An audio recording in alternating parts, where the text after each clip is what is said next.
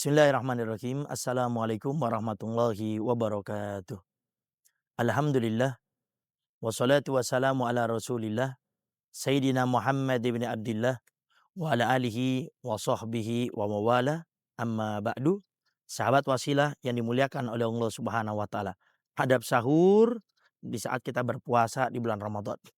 Sahur adalah sesuatu yang disunahkan. Sehingga jangan sampai kita meremehkan yang namanya sahur tersebut. Berbicara sunnah, memang betul. Sunnah itu dikerjakan dapat pahala, ditinggalkan tidak mendapatkan dosa. Tapi yang harus kita pahami, sunnah itu adalah bentuk cinta kita kepada Nabi Muhammad SAW. Cinta bukan hanya sekedar ucapan dan ungkapan saja. Cinta action kita dengan memperhatikan, mengerjakan daripada sunnah-sunnahnya Nabi Muhammad SAW. Maka adab kita yang pertama sahur itu adalah dengan kita melaksanakannya. Karena ada sebagian orang yang dia mengatakan saya tidak usah sahur. Kalau sahur paling cuma makan-makan gitu saja. Saya lebih nyaman, saya lebih nyenyak dengan saya tidur saja. Nah, ini yang harus kita pahami. Sahur itu sekali lagi bukan hanya makan agar kita kuat untuk berpuasa, tapi sahur lebih daripada itu adalah ada keberkahan di dalamnya.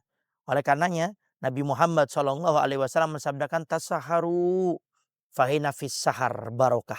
Bersahurlah kalian kata Nabi Muhammad SAW. Karena dalam sahur itu ada keberkahan.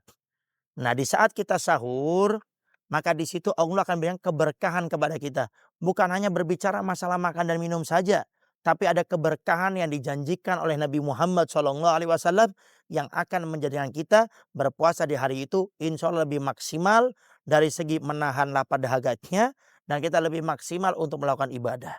Karena yang namanya berkah kata para ulama di antaranya adalah ziyadatul khair, bertambahnya kebaikan. Sehingga tanpa disadari orang yang melaksanakan sahur akan diberikan keberkahan oleh Allah Subhanahu wa taala. Berkah dari segi dia bisa menahan lapar dahaga lebih kuat. Kemudian berkah dalam kita melaksanakan ibadah di dalamnya. Kita akan dipermudah oleh Allah untuk semangat sholat berjamaah. Kemudian di masjidnya, di awal waktunya, sholat sunnah qabliyah ba'diyahnya. Kemudian ibadah yang lainnya, membaca Al-Quran, kemudian bersedekah, belajar ilmu agama, hadir majelis taklim. Itu kita dapat daripada keberkahan tersebut. Dari mana berkah? Daripada bersahur. Maka yang pertama adab yang harus kita pahami, sahur ini harus kita kerjakan bukan hanya berbicara makan agar kita kuat untuk berpuasa pada hari tersebut, tapi di sana ada keberkahan yang telah dijanjikan oleh Nabi Muhammad SAW. Kemudian yang kedua, adab sahur itu adalah di akhir waktu. Berbeda dengan orang yang berbuka puasa disunahkan di awal waktu. Makanya kadang orang masih banyak yang salah, orang berbuka puasa kadang-kadang baca doa dulu. Artinya kurang tepat, yang harusnya dia batalkan dulu dengan makan korma, setelah itu baru dia berdoa dengan doa puasa. Tapi berbeda dengan yang namanya sahur. Kalau sahur diakhirkan, contoh kita subuhnya setengah lima, nanti kita bisa jam 4 ya, atau jam setengah 4, sunnah diakhirkan. Jangan malah kita sahur di awal. Ditanya, loh kamu kok makan ini jam 12, jam setengah satu? Iya saya sahur. Ya itu betul, boleh. Dan kalau dia niat sahur, dia dapat pahala. Tapi dia tidak mendapatkan kesunahan sahur. Yang harusnya dia melakukannya adalah di akhir waktu. Agar bisa mendapatkan keberkahan daripada sahur tersebut. Kemudian yang ketiga, ada bersahur itu juga tidak usah makan terlalu banyak. Ini ada sebagian orang, maaf, kadang-kadang dia sengaja sahur ini makannya banyak, minumnya banyak. Tanpa disadari, makan yang banyak itu juga dalam dunia medis kedokteran kurang baik. Itu nanti akan menjadikan kita ini menumpuk penyakit di sana. Malah kita dianjurkan di saat sahur, kita makan seperti biasa, malah jangan terlalu banyak.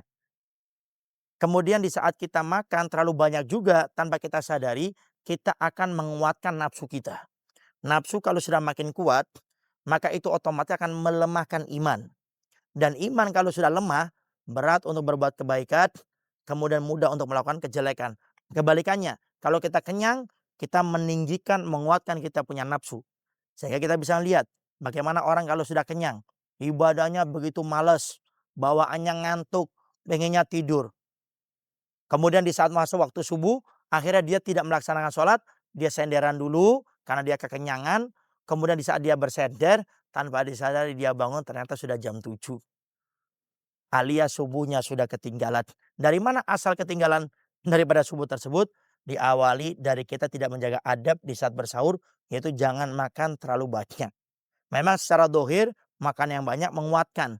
Tapi ini kita berbicara bukan hanya dohir, tapi kita berbicara tentang syariatnya Nabi Muhammad SAW yang Nabi menganjurkan kepada kita untuk jangan terlalu banyak di saat berbuka ataupun di saat sahur. Asalkan kita mengerjakannya itu semata-mata mencari ridhonya Allah dan menjalankan sunnahnya Nabi Muhammad SAW, maka insya Allah kita akan diberikan keberkahan oleh Allah Subhanahu Wa Taala. Maka sekali lagi jangan kita makan terlalu banyak di saat sahur. Makan seperti pada umumnya. Tapi yang harus diperbanyak adalah ibadah di bulan Ramadan. Berat kita akan ibadah di bulan Ramadan karena kita terlalu kenyang. Akhirnya di saat kenyang itu muncul adanya ngantuk. Kalau sudah ngantuk maunya tidur. Kalau kita sudah tidur, pada ujungnya akhirnya kita tidak bisa maksimal dalam ibadah. Yang wajib contoh sholat subuhnya aja bisa hilang, apalagi ibadah-ibadah sunnah yang lainnya. Maka perhatikan adab-adab di dalam kita melaksanakan sahur agar kita mendapat keberkahan dalam sahur tersebut. Semoga Allah Subhanahu wa taala memudahkan kita untuk mengerjakan sunnah-sunnahnya Nabi Muhammad SAW khususnya dalam masalah adab dalam menjalankan sahur agar kita mendapatkan kebaikan dan maksimal ibadah di bulan Ramadan khususnya pada hari tersebut. Assalamualaikum warahmatullahi wabarakatuh.